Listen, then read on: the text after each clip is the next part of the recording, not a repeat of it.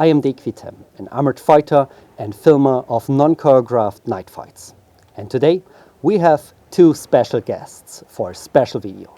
On my right side is Jakob Hinrichs, an actor and stage combatant. And yes, on my left side, I'm Noah. I'm a martial arts instructor, stuntman, and one of the fighters you often see in Dequitem's beautiful videos.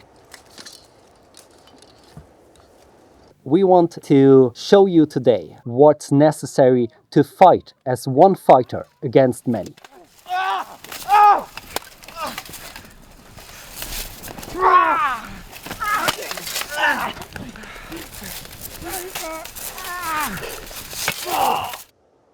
One of the core principles of fighting against many is, of course, that it's important to never go to the ground. If you are on the ground, you're helpless against the other attackers. And for that reason, we need a weapon that has some reach, where you can fight at a distance where your opponent is not able to go in close and pin you. So, one of the strongest weapons of medieval history and in the arsenal of a knight is, of course, the pole axe or the pole hammer. And this weapon has not only reach, it has also the versatility to fight against two sides. So, for example, a spear can be much quicker than most pole axes, but on the other hand, I have a spear as well. So I can compete with the speed of this weapon, but I'm not helpless to defend here and attack on the other hand here or here. But of course, you are in a disadvantage if you have to fight against two people.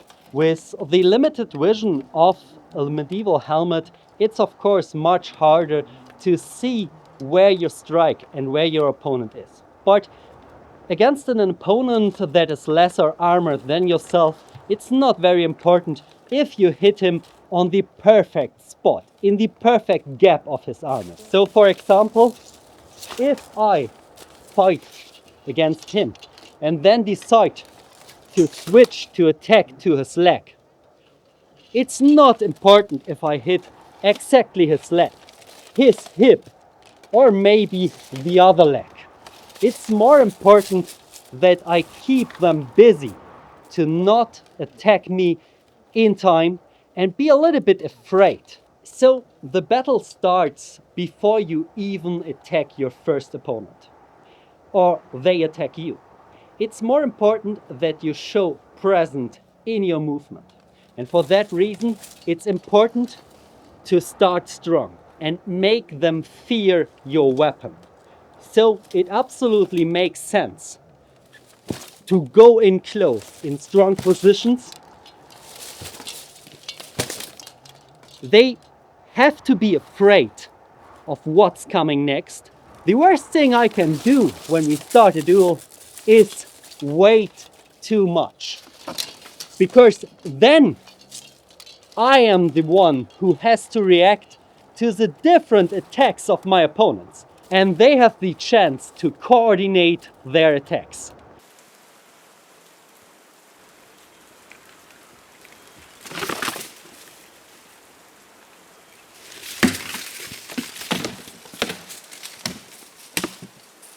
If you go in strong and inflict fear in your opponents, it makes it harder for your opponents to attack and think about their attacks.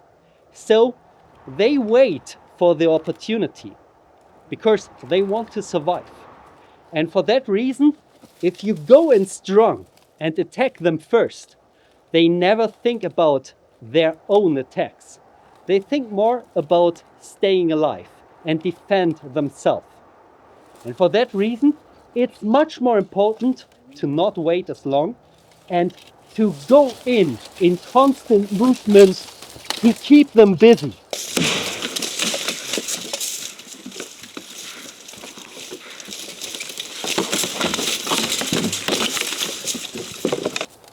If I face in this direction, He thinks he's safe. But under a helmet, you can't see my face. You only see the helmet shape. And the helmet shape doesn't show you where my eyes are. So I position my head here, but my eyes are here. And if I'm constantly moving without seeing him, he will not attack me. He will wait for his fellow companion to do something, and he will. And while he tries to get into my back position, he moves and is free for an attack without his attention to a possible attack, because he thinks I'm bind in a fight with Noah.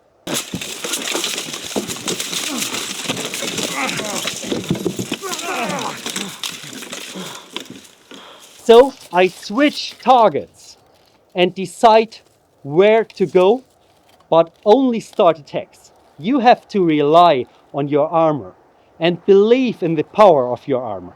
It will protect you from most attacks, and only small movements can close your gaps.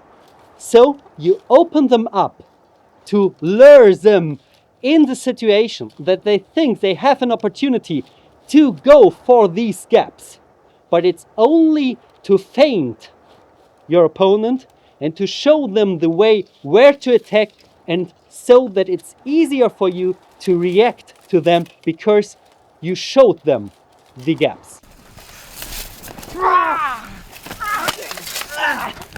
Many people think that's much easier to defeat a group of people in full armor if you go for the normal principles, like line them so that you have to fight only one opponent. But a very hard opponent, if you are in armor, is your endurance.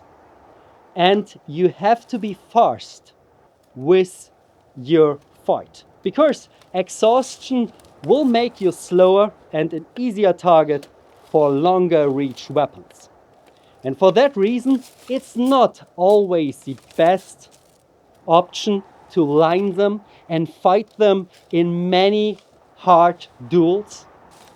So if I fight here a group, they can bind my blade pretty easily.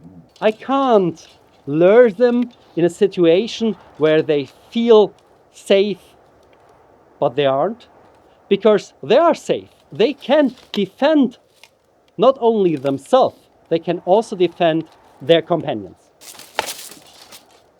So it's much easier if you try to bring them in a half circle around you, where you can use the versatility of your stuff with two ends, where you can fight against two people at the same time.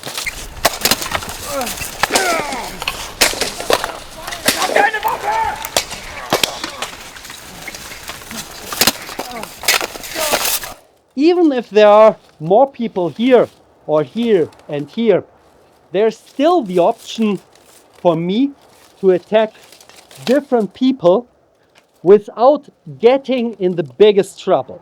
Trouble only comes if you are in a position where you turn your back to one opponent.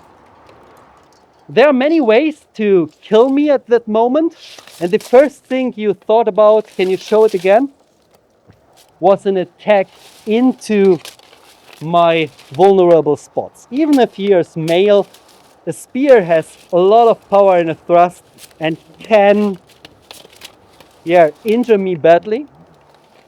Maybe it will not kill me instantly, and maybe I can still move, but I don't have a lot of time with a heavy wound here. This is definitely a big problem, but you have another option.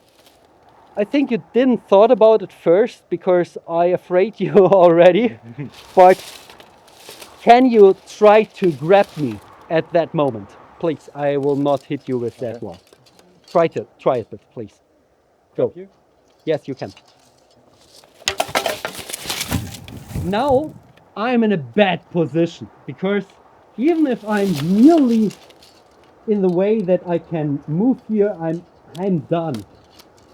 But luckily, it's not that easy. I promised him before that I will not hit him. This is a long way to overcome because I still have the advantage of that reach.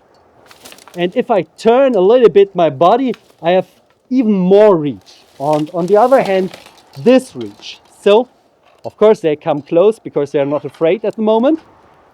They are normally at a distance of 2 meters away from me. And this gives me the opportunity to go in close to one side. And that gives me a little bit of time to the other side. Because if I do that, stay there. If I do that and go in close, I create around 3 to 4 meters to your side. And you have to follow me up. And that as fast as possible. If you do this and come close here, you don't notice that I may be already aware of you. Because he don't know if I will continue to move in this direction. So he's not prepared for my attacks. So this one will catch him completely off guard. Yes. And for that reason, it's very hard to go in close because you can't predict the range. And if you go close, you have to be, or you have to pay attention, and then you're slower. And if you go in fast, you're not prepared against attacks. Go in. I'm easily defending myself with attacks here, or on the other hand here, without getting in trouble from the other side, well, because I'm still having my 2 ends here. And now I can go out very far. So you don't try to walk a lot. It's more about small adjustments in your foot movement, turning your hips from one side to the other side.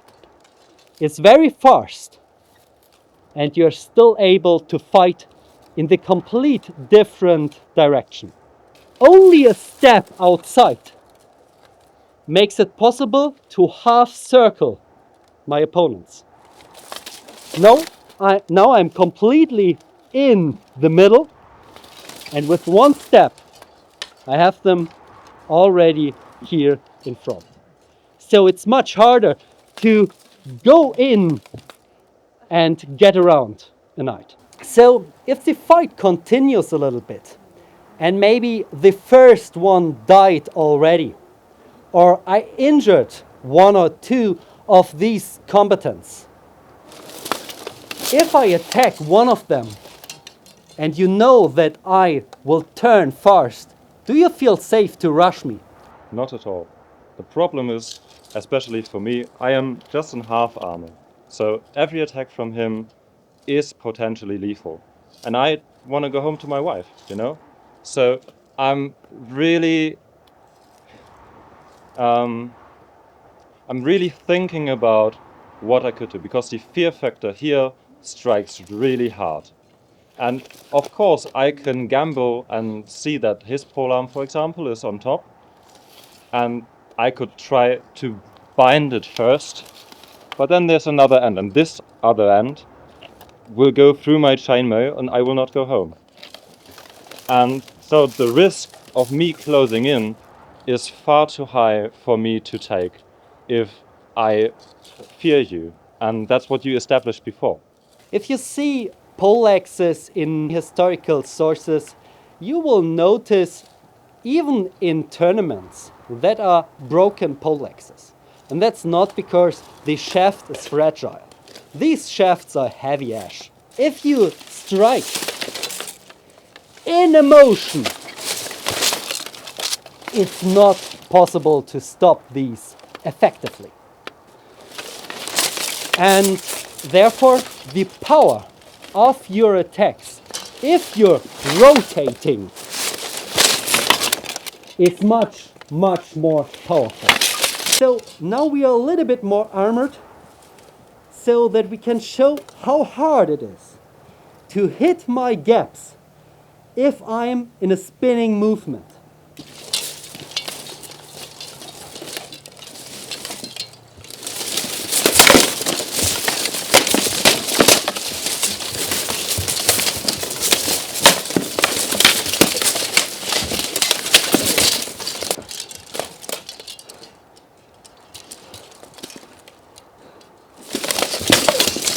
Alles gut? Alles gut.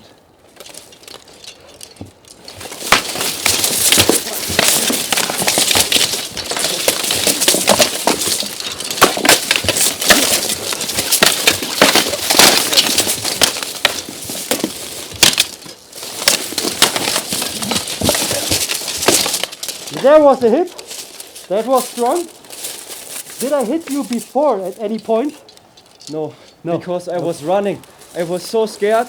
I tried to step you a few more times because I saw an opening, but the room was just too much. Yeah. I couldn't get close because this thing was everywhere. Why did I lose? And tonight I have to defeat 2 guys. What's the problem? Yeah, the problem is these are not 2 guys randomly out of the forest or the smallest village of medieval history.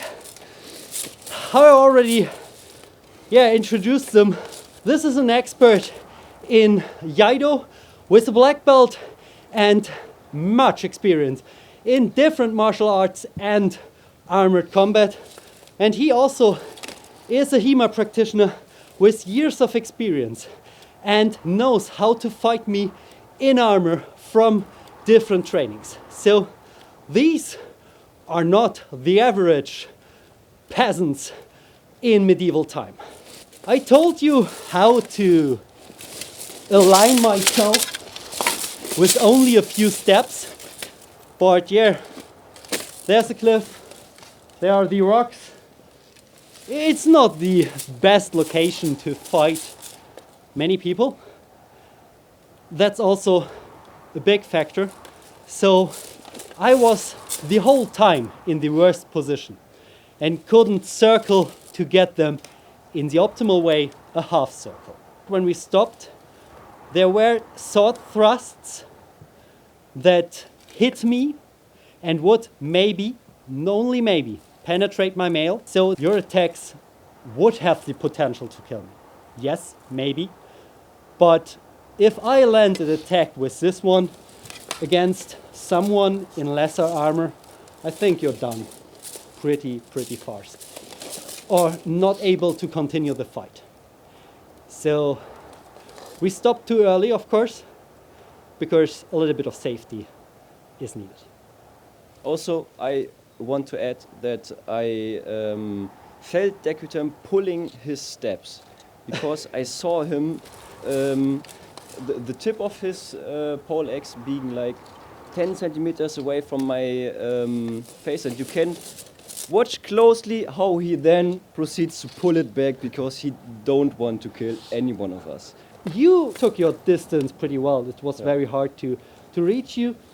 You know how to fight with the spear, and you made it great. So Also, still, again, the factor, I don't have that much armor.